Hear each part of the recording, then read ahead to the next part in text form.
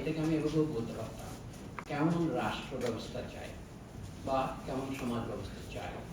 এই শিক্ষা ব্যবস্থা এবং রাষ্ট্র ব্যবস্থা সম্পর্ক একটা কঠিন বাংলায় বললে পারস্পরিক, ইংরেজিতে বলে রেসিপ্রোকাল।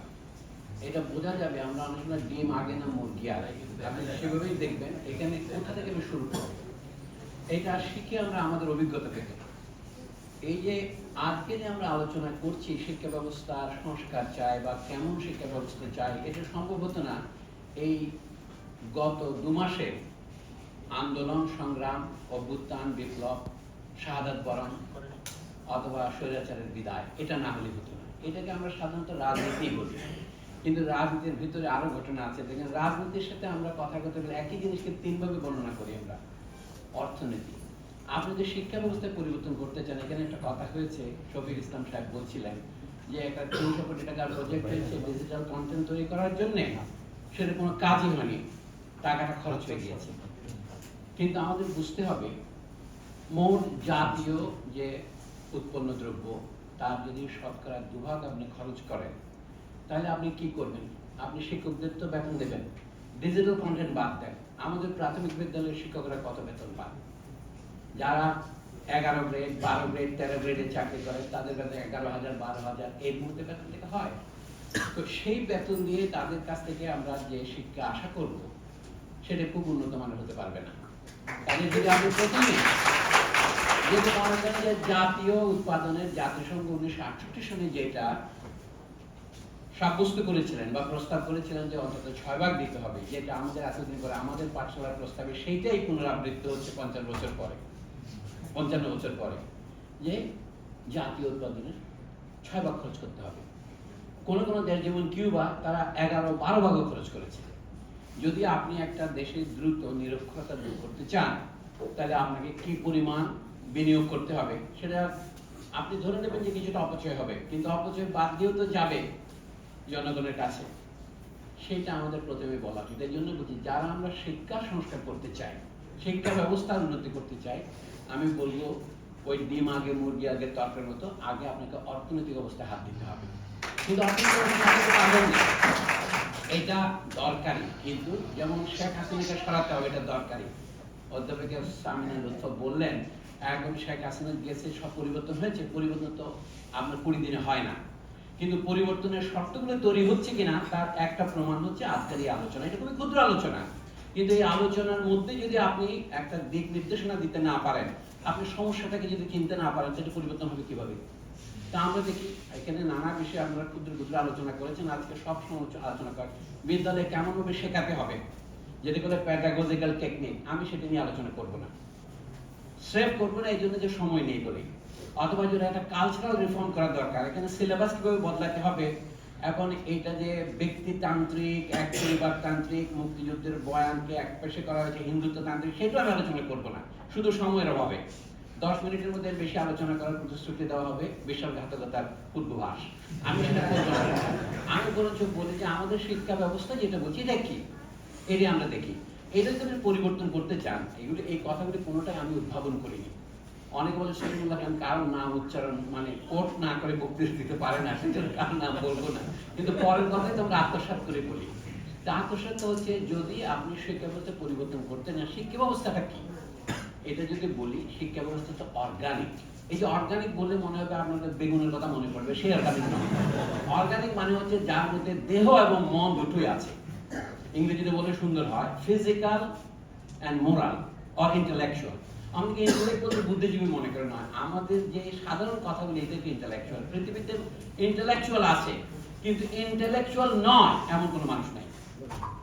আপনি যদি বলেন যে একটা ডিম ভেজে খায়, তাকে সামনে পাচক বলবেন না, তাই না? অথবা আমরা যদি আমার কাপড় ছিঁড়ে গেছে, আমি নিজে সেলাই করি, যে আমার হাত কেটে গেছে, আমি নিজে ব্যান্ডেজ করেছি, আমাকে ডাক্তার বলবেন না।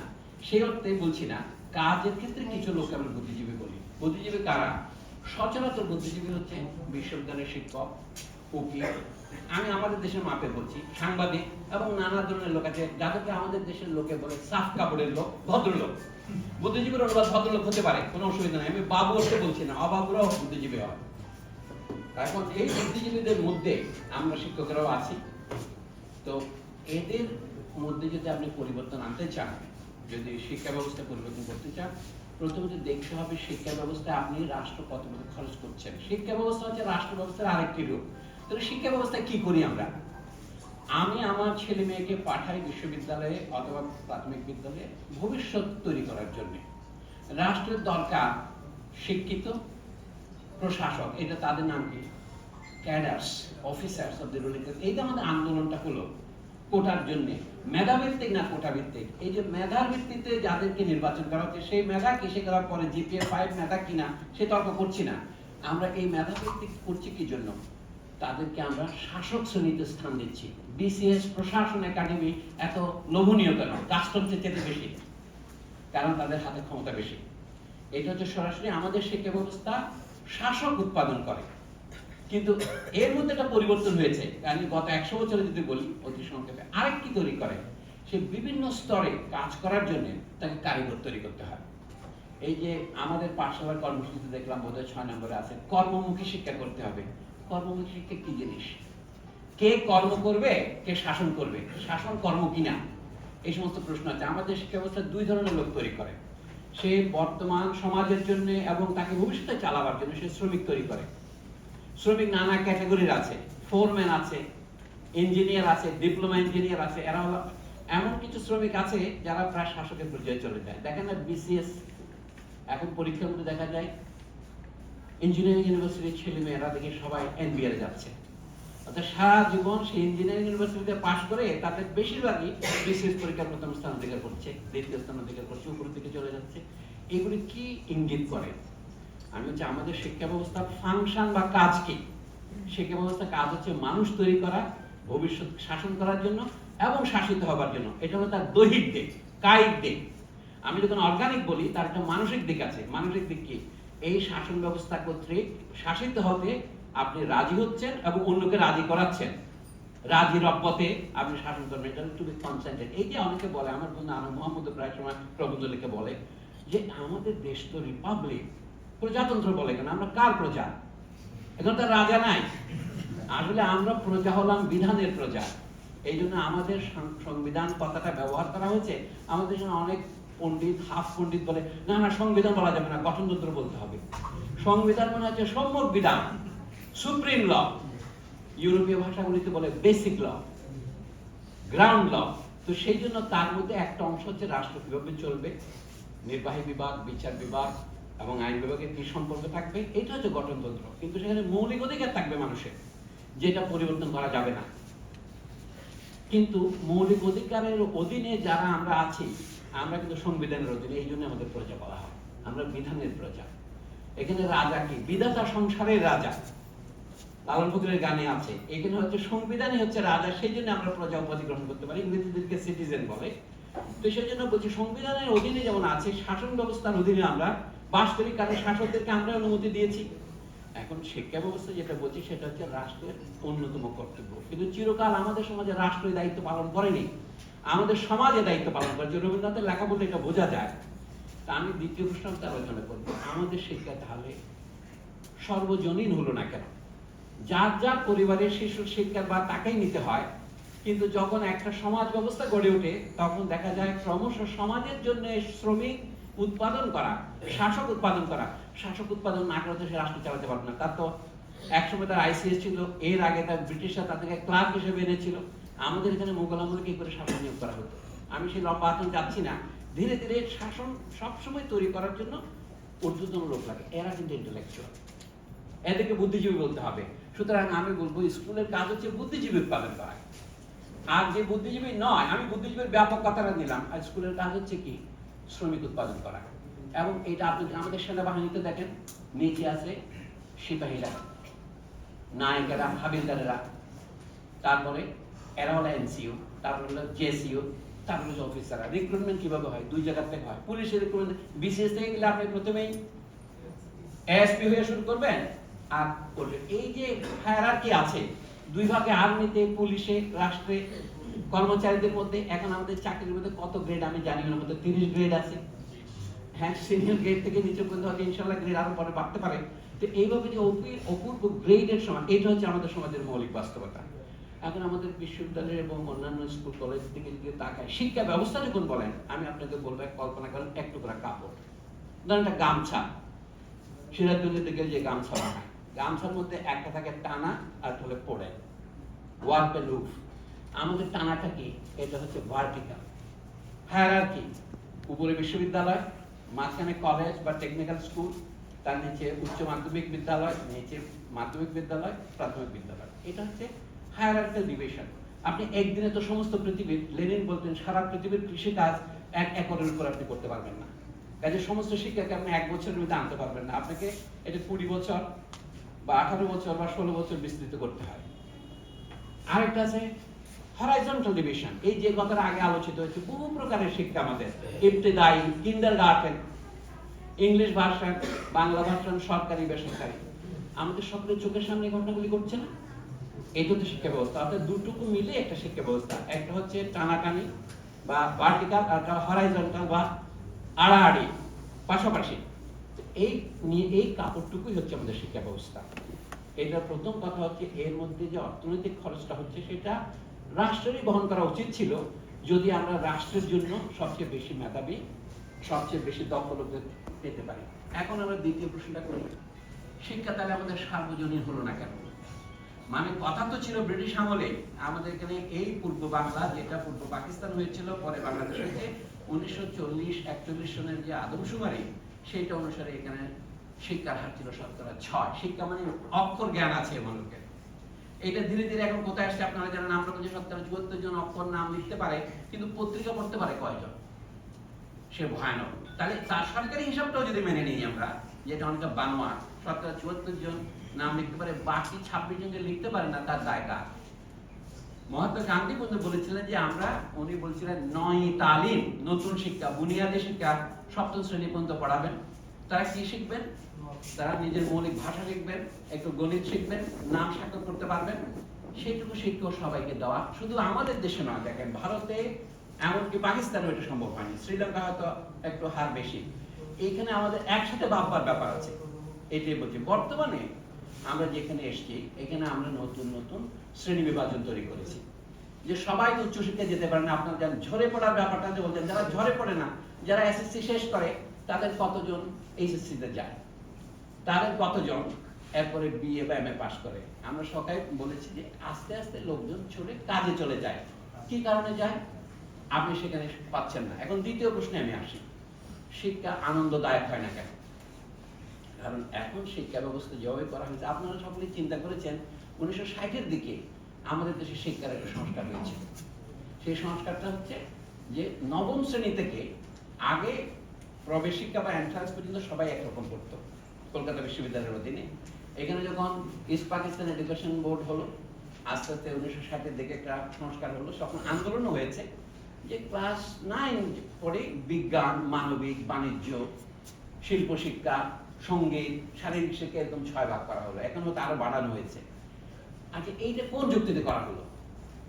তখন এই যে কর্মমুখী শিক্ষার কথাটা আসলো, ভোকেশনাল এডুকেশন, যে গরিবের ছেলেদের, আসলে গরিব বলছে না, কিছু কিছু যাদের মেধা নাই তারা আর উচ্চ শিক্ষায় যাবে না, তারা ভোকেশনাল শিক্ষায় যাবে। এবং দেখেন কত আলাদা আলাদা ভোকেশনাল ইনস্টিটিউট হলো, কতগুলি সরকারি উদ্যোগে, কতগুলি প্রাথমিক উদ্যোগ হচ্ছে।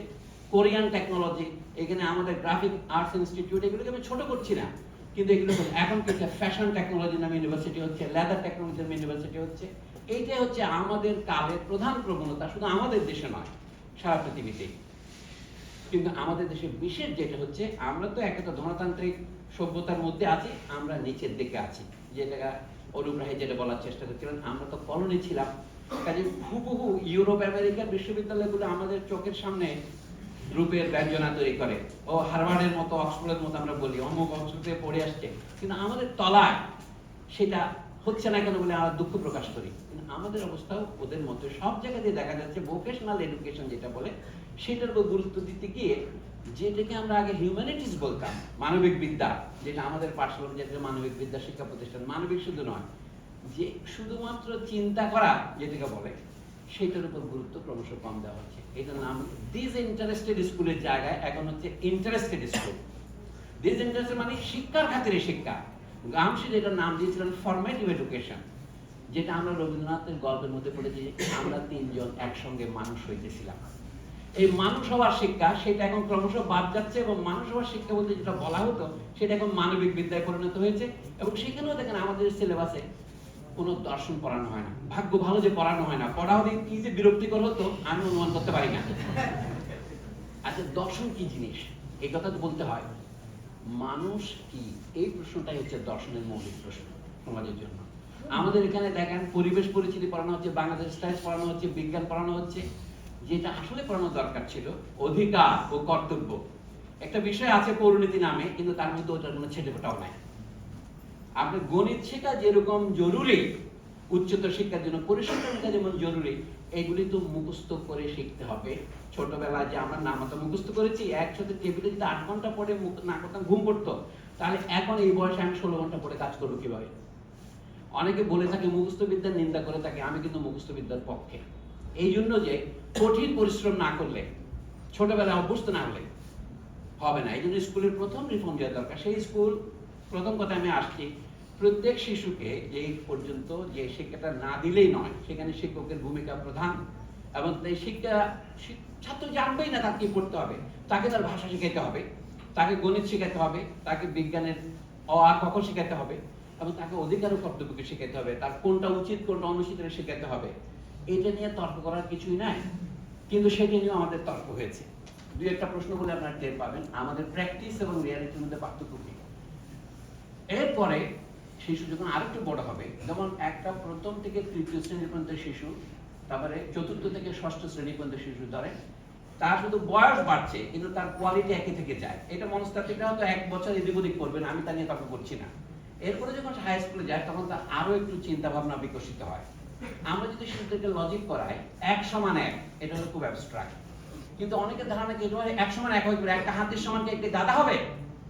প্রত্যেক শিশু বুঝতে পারে 1 সমান 1টাকে বলে বিমূর্ত, একটা হাতি এবং একটা গাধা যে এক নয় সেটা মূর্ত রূপ হলেই ধরা পড়ে, এটা আলাদা হয়ে যায়। আমাদের এখানে লজিক পড়ানো শিক্ষার কিছুই নাই। গণিতটাও পড়ানো হয় অত্যন্ত, শফিক যেভাবে বলেছে সেভাবে এটা গল্প আকারেই পড়ানো হয়, গণিত পড়ানো হচ্ছে না।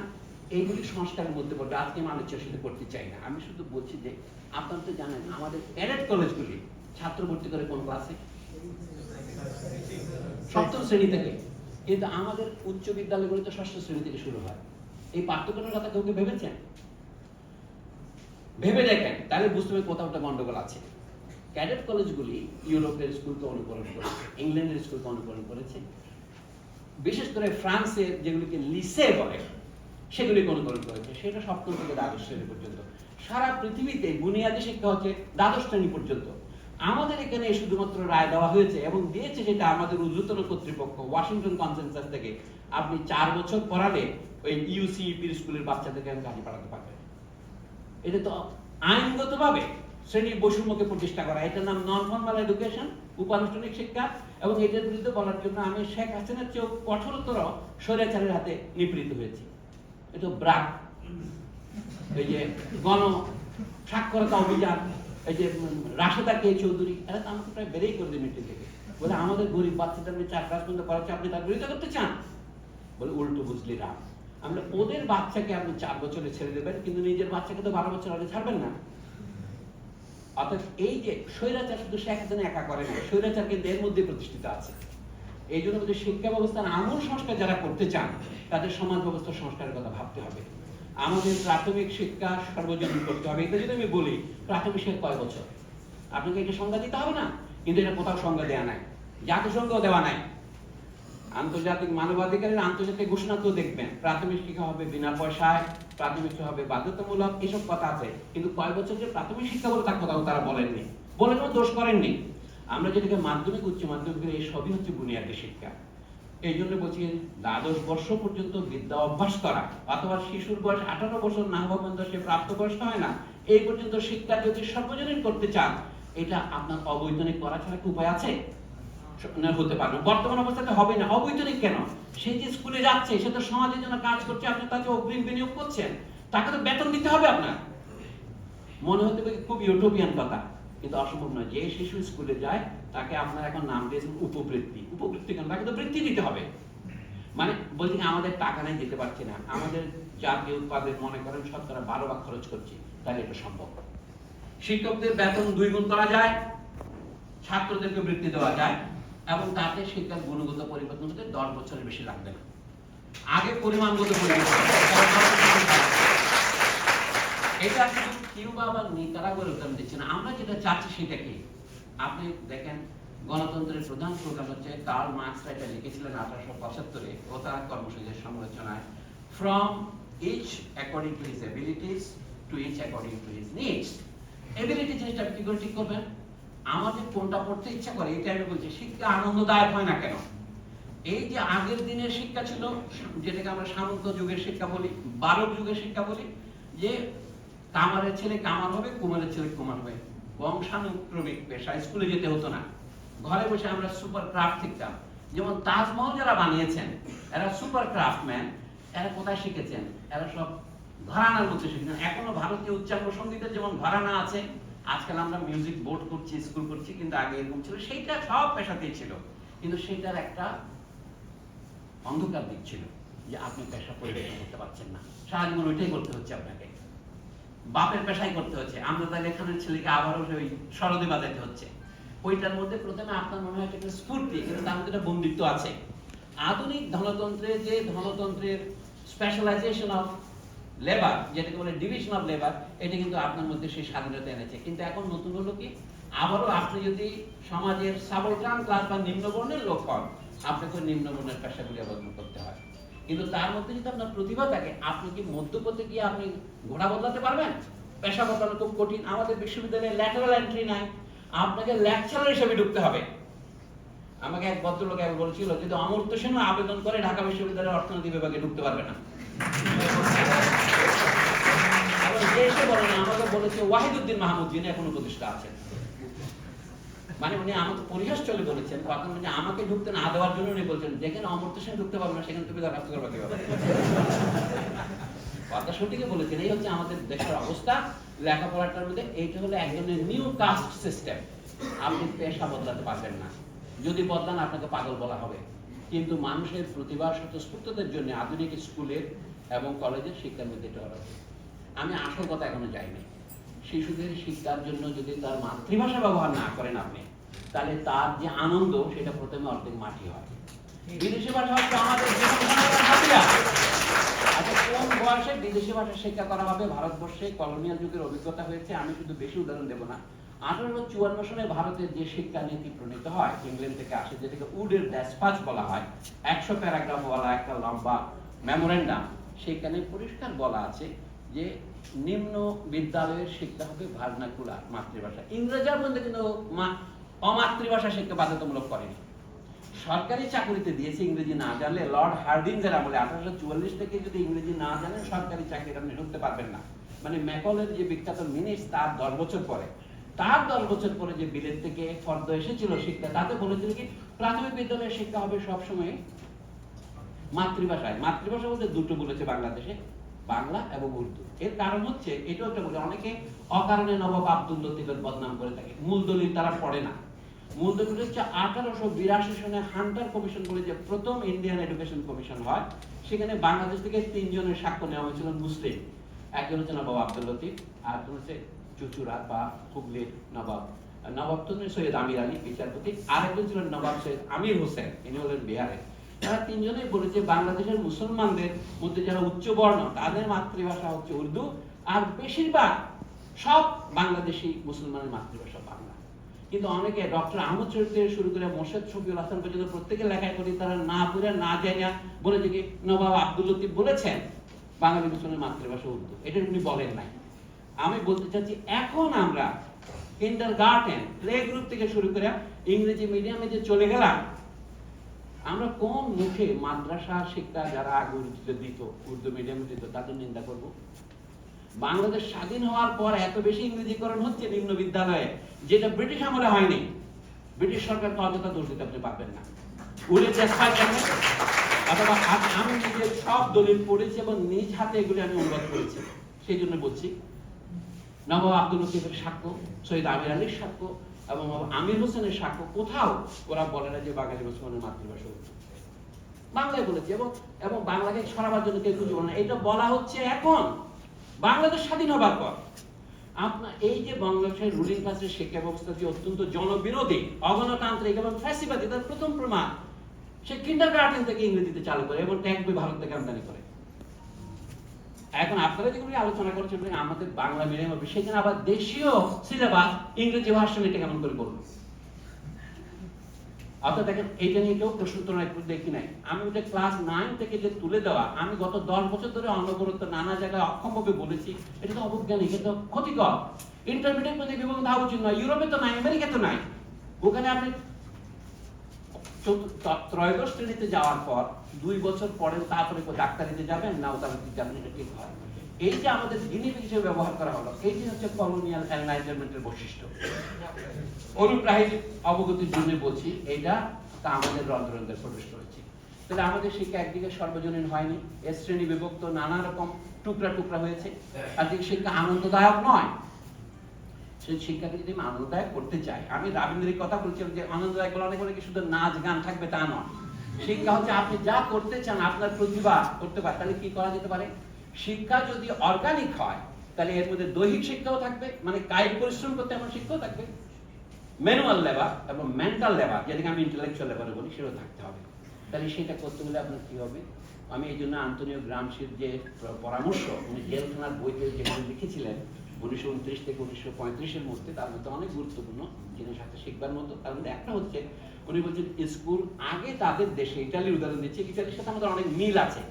কার্ল মার্কসও বলেছেন ইটালি মানে বলে কি ইউরোপের ভারতবর্ষ বলা যায় ইটালিকে, যে তার শুধু শারীরিক গঠন থেকে নয়, তার অর্থনৈতিক উন্নতির দিক থেকে। ইউরোপের পুঁজিবাদগুলির মধ্যে সবচেয়ে পরের পুঁজিবাদ, এই জন্য ওখানে ফ্যাসিবাদের উদ্ভব হয়েছে। আমাদের এখানে ফ্যাসিবাদের উদ্ভব নিয়ে আমি আর আলোচনা করবো না, কিন্তু তার অনেকগুলো ঐতিহাসিক সূত্র আছে।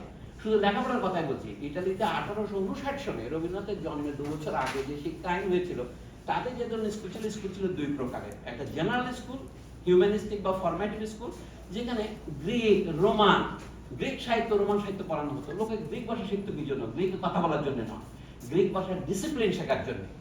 আমাদের এখানে সংস্কৃত শেখা যেরকম আর কি, সংস্কৃতে কথা বলার জন্য সংস্কৃত শিখি না। শিক্ষার এই যে মানসিক যে শৃঙ্খলা, এটা কিন্তু গুরুতর। এই শৃঙ্খলার অভাবে আমি ইউনিভার্সিটিতে পড়াতে 40 বছর দেখে যে আমার ছাত্রদের কথা বাদ দিয়ে আমার শিক্ষকদের 90% জন একটা শুদ্ধ বাংলা বাক্য লিখতে পারে না। আমি আপনাদের ঘুরি ঘুরি প্রমাণ দিই। এই ঈদসজ্ঞার দেশ রূপান্তর পত্রিকা একজন ভদ্রলোক যিনি নাকি 40টা ভাষা জানেন, তিনি আরবিতে কিছু উপন্যাস অনুবাদ করেছেন। উপন্যাসের নাম উত্তরে দেশান্তরের মৌসুম। হ্যাঁ, তো মৌসুম আল হিজরা ইলা আল শামাল, এই বইটা ও বাংলা পড়ে দেখেছে, অনেক বাংলাই জানেন না, তো তিনি 40 ভাষা জানেন কিভাবে? আপনারা দেখতে পারেন সেটা, গল্পটা ছাপা হয়েছে গত এডিশনটা দেশ রূপান্তর পত্রিকা। এই জন্য বলছি, বেসিক শিক্ষা ঠিক না হলে আপনি কিছু করতে পারেন না, আপনার শাসক হলেও খারাপ হবে। এখন বলছি যে শেষ কথাটাই বলি, শিক্ষা যদি আনন্দদায়ক হতে হয়, আপনি যেটা শিখতে চান সেটা আপনাকে শেখার সুযোগ দিতে হবে। মাঝ পথে যেন ঘোড়া বদলাতে পারেন সেই সুযোগ থাকতে হবে। গ্রামসি নাম দিয়েছিলেন, নিচের স্কুলের নাম দিয়েছিলেন অ্যাক্টিভ স্কুল, মানে স্কুলা অ্যাক্টিভা। আর একটা দ্বিতীয় যে স্কুলের কথা উনি বলছেন, এটা হচ্ছে ক্রিয়েটিভ স্কুল। এখন ক্রিয়েটিভ কথাটার অনেক অপব্যবহার হয়েছে, আমি এই জন্য ক্ষমা প্রার্থনা করছি, যে সৃজনশীল শিক্ষা পদ্ধতি মাত্র। ক্রিয়েটিভ মানে এই নয় যে আপনি গল্প উপন্যাস লিখবেন, মানে সত্যকে নতুন করে আবিষ্কার করতে হয়। শিশু নিজেই আবিষ্কার করবে যে এটার সাথে এটা মিললে এই হয়, এটার সাথে মিললে এই হয়। আমরা কেমিস্ট্রি ল্যাবরেটরিতে কি করি? তাদেরকে যৌগ মিশ্রণ শেখাতে থাকি, তুমি নিজে নিয়ে করে দেখো, মানতে ওজন করে দেখো। শিশুর যে আবিষ্কারের আনন্দ, সেটা যেন তার শিক্ষা থেকে বঞ্চিত না হয়, এই জন্য সেই উপযুক্ত পরিবেশ তৈরি করতে হবে। সেখানে শিক্ষক থাকবেন শুধুমাত্র নির্দেশকের ভূমিকায়, নিজে কিছু করবেন না। এটা করা সম্ভব, কিন্তু সেই পরিবেশ আমাদের এখানে হয়নি, আন্দাজ করা যাবে না। সর্বশেষে যেটাকে আমরা বিশ্ববিদ্যালয় শিক্ষা বলি, আমাদের দেশে কার্যত সেটা হয়নি। আমরা মোটামুটি টেকনিক্যাল স্কুল নারে দেখেন, ঢাকা বিশ্ববিদ্যালয়ে গত 30 বছরে যে নতুন নতুন বিভাগগুলো হয়েছে, বিভাগের নামগুলো দেখেন। প্রথমত বিভাগগুলোর নামে তারা বাংলাকরণ করতে পারে নাই। আমি ওখানে দেখছি দক্ষিণ দিকের গেইটে আছে 35টা মতো ডিপার্টমেন্ট আছে, তার মধ্যে 17টার মতো নাম বাংলা হরফ ইংরেজিতে লিখেছে, উইমেন এন্ড জেন্ডার স্টাডিজ এর মতো। তো কেউ কেউ লিখতে পেরেছে, কেউ কেউ পারে না। এটা বড় ব্যাপার নয়। বড় ব্যাপার হচ্ছে আমাদের বিশ্ববিদ্যালয়ের গবেষণা বলে যা বর্ণনা হচ্ছে, দেখুন এখনো বিশ্ববিদ্যালয়ের ভিতরে ইনস্টিটিউটগুলো ঢুকে গেছে। যেমন টেলিভিশন বলেও একটা ডিপার্টমেন্ট হয়েছে, এটা গণযোগাযোগ সাংবাদিকতা ছিল। সেখানে আরেকটাকে কি যেন চিত্ত বৈকল্য না মনোবৈকল্য একটা হয়েছে, মনোবিকলন, হ্যাঁ যোগাযোগ বৈকল্য। এই যে প্রত্যেকটা জিনিসকে নিয়ে একটা বিভাগ করার যে প্রবণতা, এটা খুব একটা সুস্থ প্রবণতা না। এটা বোঝা যাচ্ছে বিশ্ববিদ্যালয় অসুস্থ। বিশ্ববিদ্যালয়কে সুস্থ করতে হলে আপনার উপযুক্ত করতে হবে যেগুলো কলেজ বা পেশাগত শিক্ষা এইগুলিকে আলাদা করা দরকার। বিশ্ববিদ্যালয়ে যে ফরমেটিভ এডুকেশন যেটা বলি আমরা, চরিত্র গঠনের শিক্ষা, সুতরাং মানুষ হওয়ার শিক্ষা, যেখানে আপনি গ্রামার শিখবেন। আপনি বলতে গ্রামার শেখার দরকারটা কি? গ্রামার দিয়ে আমি কথা বলি না, আপনার বাংলা ভাষার গ্রামার দিয়ে আমি বাংলা শিখি না, বাংলা শেখার পরে গ্রামার রচনা করি। কিন্তু যখন আপনি ক্লাসিক্যাল ভাষা শিখবেন, এই ঢাকা বিশ্ববিদ্যালয়ের বিষয়ে একজন লোক আছে কি যিনি গ্রিক ভাষা পড়াতে পারেন? এটা হবে কি করে একটা দেশে? আপনি বলছেন না, দেশকে চালাবার জন্য হয়তো আমাদের সকালে প্রথম শ্রেণীর বুদ্ধিজীবী দরকার, আমাকে তৈরি করতে পারছে না কেন? সেদিন কোন একজন বিজ্ঞপ্তি দিয়েছে, মোহাম্মদ আজম বোধহয়, যে পাকিস্তানে ইন্ডিয়ায় আন্তর্জাতিক মানের বিশ্ববিদ্যালয় আছে, আমরা একটা করতে পারছি না কেন? আমরা করতে পারছি না কেন সেটা তো স্পষ্ট হলো। যা হোক, এই জন্য শেষ করি আমি বলে যে কেমন শিক্ষা ব্যবস্থা চাই, এটা হচ্ছে মূলত কেমন রাষ্ট্র ব্যবস্থা চাই তার রূপান্তর। শিক্ষা যদি আমরা সর্বজনীন করি, তাহলে সেখান থেকে আমাদের মধ্যে অনেক পরীক্ষা নিরীক্ষার পর কার কোন পেশায় দক্ষতা আছে শিক্ষকরা সেটা বুঝতে পারবেন। আপনি প্রথম দ্বাদশ শ্রেণী পর্যন্ত সবাইকে একই শিক্ষা দিতে হবে। তিনি ইতিহাস পড়বেন, তিনি বিজ্ঞান পড়বেন, তিনি গণিত জানবেন। ওই যে শফিকের ওইরকম 5 চ্যাপ্টার 3 চ্যাপ্টার নয়। যেমন আমাদের দেশে গণিত শিক্ষা হয় কখন? আমরা ইউক্লিডের জ্যামিতি পড়েছি মেট্রিক পর্যন্ত। ইন্টারমিডিয়েটে গিয়ে যারা অ্যাডভান্স গণিত নেই, শুধু তারাই দেখার্তের জ্যামিতি করতে পারে। কিন্তু এক সিলেবাস, এটা ক্লাস রাশিয়াতে ক্লাস 4 থেকে পড়ানো হয়। তো দুনিয়াতে ঘাস লাগাবার জন্য আমাদের সচিবেরা বেড়াতে যান, তারা রাশিয়ান সিলেবাস দেখেন না, চীনের সিলেবাস দেখেন। আমাদের শিশুদেরকে আন্ডার এস্টিমেট করার কোনো কারণ নাই। তাদেরকে উপযুক্ত খাবার দিতে হবে। স্কুলে না খেয়ে শিশু শিখবে কি করে? এখন এটা এনজিওরা বড় একটা ইনোভেটিভ প্রোগ্রাম করছে। কেরালাতে স্কুল ফিডিং প্রোগ্রাম আছে, আসলে আমরাও একটা পাইলট প্রজেক্ট করি। এটা তো সর্বজনীন হওয়া উচিত। আর শিক্ষকদের বেতন যদি 10,000 11,000, তার কাছ থেকে আপনি কি বেশি আশা করবেন? আমি বলছি আগে আমরা অর্থনৈতিক বিনিয়োগের কথা চিন্তা করি, কিন্তু সেই শফিক নির্দেশিত সেই 300 কোটি টাকা প্রজেক্টে পরিণত না হয়, সেই জন্য আমরা পাহারা দিই এবং প্রতিদিন এই ধরনের আলোচনা চালাতে থাকেন। এক আলোচনায় হবে না, আপনারা জানেন